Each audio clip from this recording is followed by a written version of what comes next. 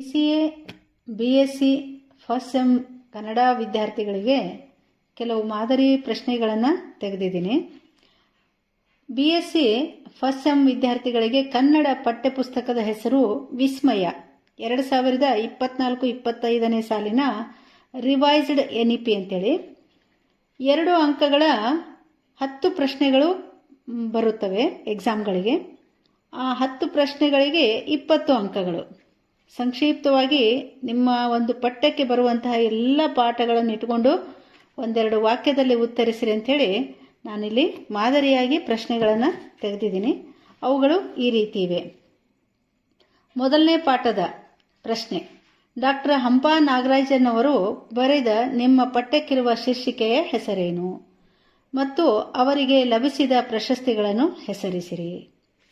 ಎರಡನೇ ಪ್ರಶ್ನೆ: ಡಾಕ್ಟರ್ ಹಂಪಾ ನಾಗರಾಜನವರ ಹುಟ್ಟೂರು, ಜನ್ಮ ದಿನಾಂಕ ಹಾಗೂ ತಂದೆ ತಾಯಿಯ ಹೆಸರೇನು ಬರೆಯಿರಿ. ಯಾವುದಾದ್ರೂ ಒಟ್ಟಿನಲ್ಲಿ ಒಂದು ಪ್ರಶ್ನೆ ಕೇಳ್ತಾರೆ ಒಂದು ಪಾಠದಲ್ಲಿ. ಅದನ್ನು ಸ್ವಲ್ಪ ನಾನು ಒಂದೆರಡು ಪ್ರಶ್ನೆಗಳ ಮುಖಾಂತರ ನೀವು ಓದ್ಕೊಳ್ಳಿ ಅಂತ ನಾನು ಈ ರೀತಿ ಪ್ರಶ್ನೆಯನ್ನು ತೆಗೆದಿದ್ದೀನಿ. ಮೂರನೇ ಪ್ರಶ್ನೆ: ಶಾಂತ ಕವಿ ಇದು ಯಾರ ಕಾವ್ಯನಾಮ? 2 ವಾಕ್ಯಗಳಲ್ಲಿ ಇವರನ್ನು ಪರಿಚಯಿಸಿರಿ.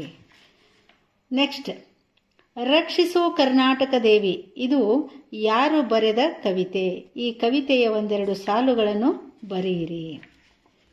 ನೆಕ್ಸ್ಟ್: ಡಾಕ್ಟರ್ ರಂಗನಾಥ್ ಕಂಟನಕುಂಟೆ ಅವರ ಪರಿಚಯವನ್ನು 2 ವಾಕ್ಯಗಳಲ್ಲಿ ಬರೆಯಿರಿ. ಇಲ್ಲಿ 2 ವಾಕ್ಯಗಳಲ್ಲಿ ಬರೆಯಿರಿ ಅಂತ ಕೇಳೋದಿಲ್ಲ. ಅವರ ಹುಟ್ಟೂರು, ತಂದೆ ತಾಯಿ ಹೆಸರು ಅಥವಾ ಅವರಿಗೆ ಸಿಕ್ಕಂತಹ ಪ್ರಶಸ್ತಿಗಳು ಇವನ್ನೆಲ್ಲ ಒಂದು ಸ್ವಲ್ಪ ಕೇಳ್ತಾರೆ. ಅವ್ರು ಬರೆದಂಥ ಕೃತಿಗಳು ಕೇಳ್ಬೋದು.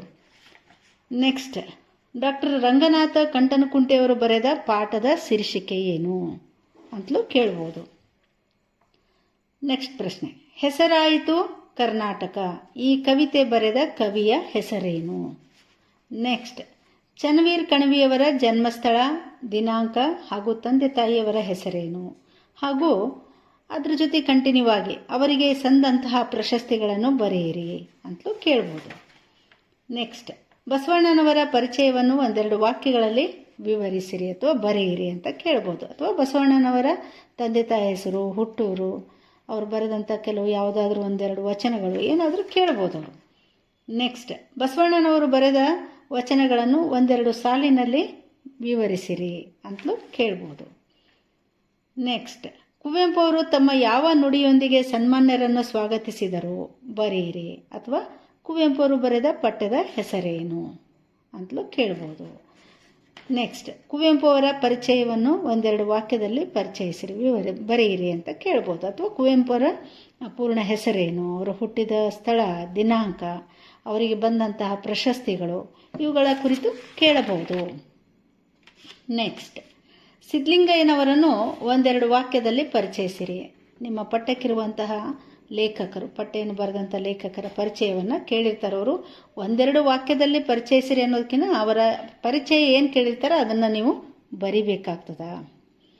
ಅವತಾರಗಳಲ್ಲಿ ಬರುವ ದೇವರುಗಳ ಹೆಸರನ್ನು ಬರೆಯಿರಿ. ನೆಕ್ಸ್ಟ್: BM ಪುಟ್ಟಯ್ಯನವರು ಬರೆದ ನಿಮ್ಮ ಪಠ್ಯದ ಹೆಸರೇನು ಅಥವಾ ಅವರನ್ನು ಪರಿಚಯಿಸಿರಿ ಒಂದೆರಡು ವಾಕ್ಯದಲ್ಲಿ ಕೇಳ್ಬೋದು. ಶಿವಾನಂದ ಕಳವೆಯವರು ಬರೆದ ಕೃತಿಗಳನ್ನು ಹೆಸರಿಸಿರಿ ಅಥವಾ ಅವರ ಪರಿಚಯವನ್ನು ಬರೆಯಿರಿ. ನೆಕ್ಸ್ಟ್: ಲೇಖಕಿ ಸತ್ಯ S ಇವರು ಬರೆದ ಕೃತಿಗಳನ್ನು ಹೆಸರಿಸಿರಿ ಅಥವಾ ಸತ್ಯ S ಅವರ ಪರಿಚಯವನ್ನು ಒಂದೆರಡು ವಾಕ್ಯದಲ್ಲಿ ಬರೆಯಿರಿ. ನೆಕ್ಸ್ಟ್: ಲಾಕ್ಡೌನ್ ಕುರಿತು ನಾಗೇಶ್ ಹೆಗಡೆಯವರ ಅಭಿಪ್ರಾಯವೇನು ಅಥವಾ ನಾಗೇಶ್ ಹೆಗಡೆಯವರ ಪರಿಚಯವನ್ನು ಒಂದೆರಡು ವಾಕ್ಯದಲ್ಲಿ ಬರೆಯಿರಿ ಅಂತ ಕೇಳ್ಬೋದು. ಅಥವಾ ಈ ರೀತಿ ಅವರ ಪರಿಚಯವನ್ನು ನೀವು ನೋಡ್ಕೋಬೇಕು. ಪ್ರತಿ ಪಾಠದ ಮತ್ತು ಕವಿತೆಯ ಲೇಖಕರು, ಕವಿಗಳ ಪರಿಚಯವನ್ನು ಸ್ವಲ್ಪ ನೀವು ಸರಿಯಾಗಿ ನೋಡ್ಕೊಳ್ಬೇಕು. ಶ್ರೀಧರ್ ಬನವಾಸಿಯವರ ಪರಿಚಯ 2 ವಾಕ್ಯದಲ್ಲಿ ಪರಿಚಯಿಸಿರಿ. ವೃಕ್ಷ ಮಾತೆ ಯಾರು ಒಂದೆರಡು ನುಡಿಗಳಲ್ಲಿ ಬರೆಯಿರಿ. ಕುಂ ವೀರಭದ್ರಪ್ಪನವರು ಬರೆದ ನಿಮ್ಮ ಪಠ್ಯದ ಹೆಸರೇನು ಅಥವಾ ಕುಂ ವೀರಭದ್ರಪ್ಪನವರನ್ನು 2 ವಾಕ್ಯದಲ್ಲಿ ಪರಿಚಯಿಸಿರಿ. ಜನನಿ ತಾನೇ ಮೊದಲ ಈ ನುಡಿಯನ್ನು ಮುಂದುವರಿಸಿ ಅರ್ಥವನ್ನು ಬರೆಯಿರಿ. ಜೀತ ಈ ಶೀರ್ಷಿಕೆಯ ಕರ್ತೃ ಯಾರು? ಇವರ ಪರಿಚಯವನ್ನು 2 ವಾಕ್ಯದಲ್ಲಿ ಬರೆಯಿರಿ. ಮಾಲತಿ ಪಟ್ಟಣ್ ಶೆಟ್ಟಿಯವರು ಬರೆದ ಕವಿತೆಯ ಹೆಸರೇನು ಮತ್ತು ಅವರ ಪರಿಚಯವನ್ನು ಒಂದೆರಡು ವಾಕ್ಯದಲ್ಲಿ ಬರೆಯಿರಿ, ಉತ್ತರಿಸಿರಿ. ಏನಾದರೂ ಕೇಳ್ಬೋದು, ಅವ್ರ ಬಗ್ಗೆ ಕೇಳಿದಾಗ ನೀವು ಸ್ವಲ್ಪ ಅವರ ಒಂದು ಲೇಖಕಿಯ ಅಥವಾ ಕವಿಯ ಪರಿಚಯವನ್ನು ನೀವು ನೋಡ್ಕೊಳ್ಬೇಕು. ಕಾಗೆ ಮುಟ್ಟಿದ ನೀರು, ಇದು ಯಾರ ಆತ್ಮಕಥೆ? ಹಾಗೂ ಪುರುಷೋತ್ತಮ್ ಬಿಳಿಮಲೆ ಇವರನ್ನು 2 ವಾಕ್ಯದಲ್ಲಿ ಪರಿಚಯಿಸಿರಿ. ಇಷ್ಟು ಇಡೀ ನಿಮ್ಮ BSc ವಿಸ್ಮಯ ಭಾಗ 1 ಪಠ್ಯಪುಸ್ತಕದಲ್ಲಿ ಬರುವ ಮೊದಲನೇ ಪಾಠದಿಂದ ಕೊನೆಯ ಪಾಠದವರೆಗೂ 1-2 ಪ್ರಶ್ನೆಗಳನ್ನು ಮಾದರಿಯಾಗಿ ತೆಗೆದಿದ್ದೀನಿ. ಅದನ್ನು ಸರಿಯಾಗಿ ನೋಡಿಕೊಂಡ್ರೆ 10 ಪ್ರಶ್ನೆಗಳಿಗೆ ನೀವು ಸರಿಯಾಗಿ ಆರಾಮ್ ಸರಿ ಉತ್ತರಿಸ್ತೀರಿ.